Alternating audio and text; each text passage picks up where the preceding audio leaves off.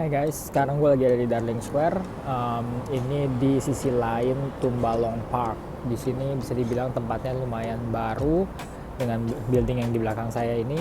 Ini building baru dan di Darling Square ini lebih ke arah makanan sama banyak shop ya. Jadi kayak toko roti, bakery, ada klinik, ada makanan fast food, Starbucks dan lain-lain. Jadi orang yang datang ke sini khusus kebanyakan sih untuk makan sama ada sedikit perkantoran.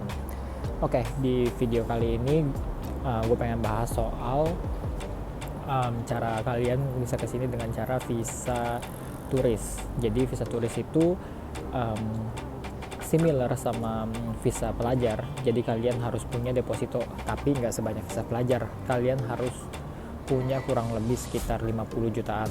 Semakin banyak uang atau deposito yang kamu punya di bank kalian akan lebih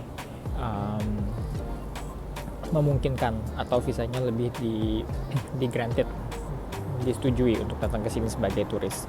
Nah, yang saya tahu terakhir sih harus punya sekitar 50 jutaan di ngendep di tabungan kalian selama 3 bulan. Tapi ya the more better gitu. Jadi kalau misalkan bisa dapat 60, 70 dan bisa disimpan selama 3 bulan, lebih chance-nya lebih tinggi buat dapat approval gitu. Apply-nya gampang, jadi tinggal lewat agent, tinggal bayar biaya agent sekitar 2 jutaan kalau nggak salah. Lalu semua dokumennya nanti akan diminta sama agent seperti kayak Golden Rama atau Duit Tour dan lain-lain. Jadi kalian bisa langsung ke sana. Lalu kalian tinggal siapin dokumen sama biasanya harus disiapin rekening korannya itu yang tadi deposito. Tapi nggak tahu juga kalau misalkan ada yang travel agent yang menyediakan itu semua gitu. Jadi tinggal bayar aja, terus visanya keluar. Seperti visa student, jadi tuh visa ini bisa gagal. Ke Australia ini sama mirip-mirip sama ke Amerika, cuman Amerika katanya lebih susah sih buat dapat approvalnya. Gitu, karena banyak faktor yang dilihat. Mungkin Anda bisa kesini secara buat kerja gitu, bukan buat liburan aja gitu. Ada juga yang orang tuanya diterima, anaknya nggak diterima, padahal apply-nya bareng-bareng. Jadi sekali lagi ini butuh luck juga ya, keberuntungan. Nah, kalau kalian udah kesini dengan visa turis, nah ini salah satu cara kalian bisa tinggal di sini, yaitu dengan cara gelap. Jadi ya ini sangat amat nggak dianjurkan karena kalian di sini banyak sekali orang Indonesia yang gelap. Kalau kalian ketangkap sama polisi, kalian bisa dipenjara atau denda, sekaligus juga kalian bisa di-ban, dipulangin ke Indonesia pastinya. Setelah itu di blacklist, kalian nggak boleh ke Australia lagi dengan jangka waktu yang berbeda-beda. Ada yang 5 tahun, ada yang 10 tahun gitu. Nah, kalau kalian kesini dengan visa turis lolos kan modalnya lebih sedikit tuh, cuma tiket pesawat, biaya agent cuma 2 jutaan, habis itu cuma deposito cuma sekitar 50 jutaan udah kesini. Nah, kalian bisa bekerja. Tapi kalau kalian bekerja di sini, kalian harus cari pekerjaan yang cash. Berarti maksudnya dapat uang yang dikasih ke kalian dalam bentuk cash. Kenapa? Karena ini untuk menghindari pajak. Karena kalau misalkan dari akun company dan company itu terdaftar harus bayar pajak, nah company-nya itu bisa kena denda. Tentunya company nggak mau dong. Tapi kenapa dibilang cari kerjanya susah? Enggak. Cari kerja yang cash enggak juga. Kenapa? Karena kalian kesini yang gelap, kalian butuh uang. Nah, sedangkan company, perusahaan-perusahaan juga sama, mereka bayar kalian lebih murah karena nggak bayar tax. Jadi sama-sama nguntungin. Kalian cari kerjaan, mereka juga bisa bayar kalian lebih murah. Nah, masalahnya kalian nggak mungkin dapat gaji yang besar.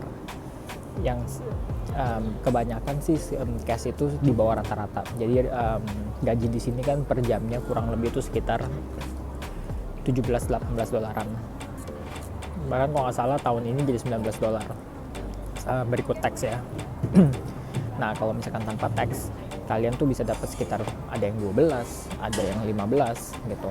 Dan itu yang normal, yang kalian bisa dapat biasanya di restoran-restoran Indonesia, bisa kerja di restoran Chinese atau Korea. Nah, itu mereka kebanyakan bayarnya segitu. Nah, dimana kebanyakan restoran Western maunya bayar tax. Jadi kalau misalnya kalian mau dapat gaji yang besar, kalian harus jadi mempunyai visa student. Jadi bisa kerja dengan bayaran gaji tax dan cari kerjanya di restoran western yang bisa bayar kalian lebih tinggi. Lalu adapun gaji tax yang besar, tapi kalian harus mempunyai skill. Contohnya kalian bisa potong ikan gitu, kayak fillet ikannya itu dari full kalian fillet bikin dia ada tulang gitu. Terus pekerjaan yang berat atau forklift. Nah, kalau kalian bisa mengendarai forklift, di sini ada banyak yang mau bayar cash dengan gaji yang besar. Yang tadi yang lain misalkan kalian cuma kerja di restoran gaji cuma 15 atau 14 gitu, cash tanpa tax. Nah, sedangkan forklift kalian bisa dibayar tuh sekitar 25 sampai 35 gitu tanpa tax juga. Jadi kalau kalian punya skill di sini ya bisa hidup gitu kalau misalkan cuman kerja dari cash dan gelap. Hanya saja kalian tidak boleh kasih tahu ke teman-teman kalian kalau kalian itu di sini gelap, karena kalau misalkan ada yang nggak suka sama kalian dilaporin, ya udah pasti kalian ditangkap dan dibalikin ke Indonesia. Gitu. Jadi mesti bisa dibilang kayak main petak umpet lah ya, sembunyi-sembunyi. Nah,